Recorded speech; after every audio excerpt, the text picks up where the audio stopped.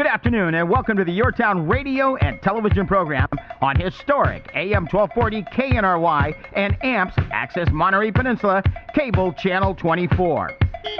Every weekday at 5 o'clock, we're proud to have as our guests various local civic and community I'm Tom Carlton, your host. I'm a licensed architect here in Monterey County, and we are here to talk with a couple of individuals who are just beginning their professions in architecture. And we'd like to welcome Albert Montgomery. Hi.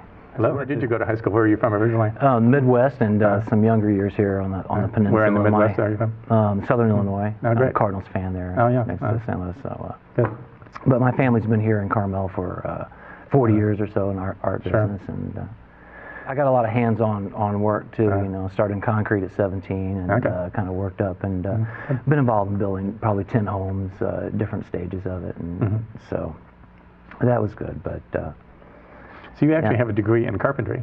Yeah, I didn't realize you could do that. Yeah, it's one of the few schools I think in America that really offers that. I mean, you're out using transits and doing site layout and framing rafters and cutting bird's mouths and all kinds of things like that, and flooring systems and everything, you know, doors and windows all the way up to roofing. And this is part of the curriculum? Yeah, that's all part of the curriculum, and then it's it's an associate in applied science degree, so you have your regular psychologies and things that you take too. But does that help you get into the union afterwards? Is that I think you go in as a third-year apprentice or something like that. I was already in the union, in the painters union.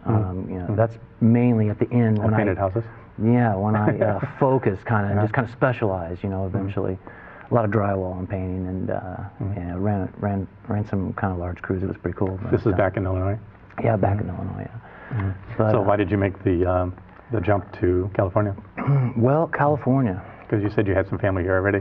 Yeah, I had family here already. It really is the peninsula. I've traveled around the world, and it probably is one of the most beautiful places, in my opinion, in the world. And you said you spent 4 years in Europe.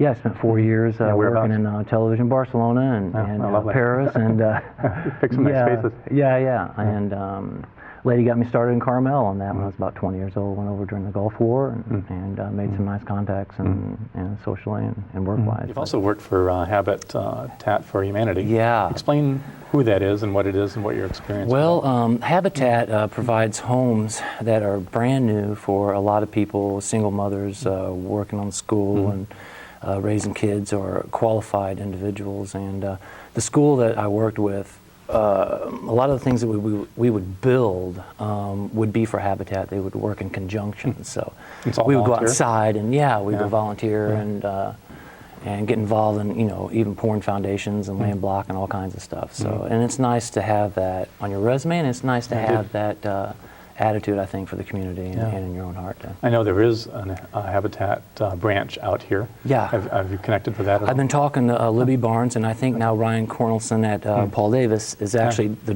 new director of associates, and we met briefly maybe a week or so ago, and we look forward to doing something together. So. Oh, good. Yeah, I should make that connection. It'd be really fascinating to have on the program. Yeah, definitely. You might make that connection for me. Oh, I sure will, and I'll give you a little. Good deal. Yeah, great. Yeah, I think our listeners would like to know more about Habitat for Humanity. Yeah, sure. It's been in the public eye for some time. Yeah, and for a couple decades. It's a solid organization. And I think Cal Poly, does it appear to be more pragmatic than or less theoretical than Berkeley? I just had a meeting, kind of an interview for a position at WR&D with Kurt, I forget his last name, but he's the director of the commercial projects there. And he was talking about Cal Poly being more of a nuts and bolts type of school. And so I wonder if the artistic side is at Berkeley. I mean, I don't know. I'm still kind of getting some feedback on the direction there. But he said it was important, kind of which way you go there. Mental philosophy, how you just took the box from the Midwest, so. and moved the walls in and adjusted that, and then changed the pressure points and things. And it's what a modernist is. Man, I think in my opinion, it's if concentric. Let's say if I can use this example, spider web, and it has concentric circles coming out. And if you take the center of that with the lines attached and just move it slightly askew, that creates like a modernism, I think, in design. And so you're taking a pattern and manipulating it, making it maybe a little more asymmetrical.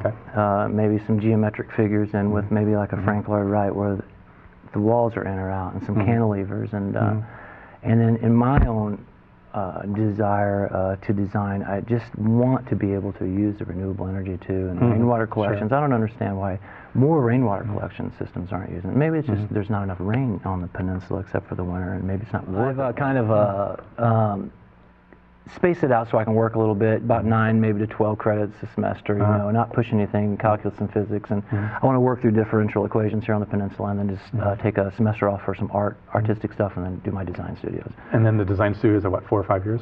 Yeah, I mean, I guess sequentially that's going to happen like that. I can't. My plans are to transfer to Cal Poly as a junior, so you know, I can't imagine there being too much more than what I have already. But yeah, when I so did the transfer, it was 3 more. 3 more. But I went summers also. So yeah, so I think that's about what I'll end up doing too. You know, and I think one of the reasons that I wanted to go into architecture and reach that level is because your creative license, that's the spot where your creative license actually you have more opportunity to use it, you know. And as a carpenter, it's nice, but you're kind of building what other people have designed, and I think I just felt that inside of me that you know, I want to have that little bit of that freedom, you know. But I look forward to it, you know. Well, I certainly encourage you to do this. I mean, I you know, think it was definitely worth it. Yeah. With all the frustrations come opportunities. Yeah. So you just have to constantly refer to the glass as half full rather than half empty. And I agree, and you know, I think the worst struggles all over. I mean, just creating things out of nothing. And my wife just became an RN and graduated last week, so that's going to be a nice break. And well, that's a long break for we were both in school for 4 or 5 years, so with teenagers. So it's been a struggle, but we're just real thankful for the position that we're at right now. So. Well, great. All right.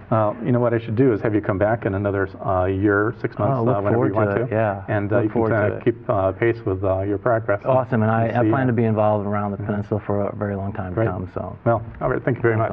My pleasure.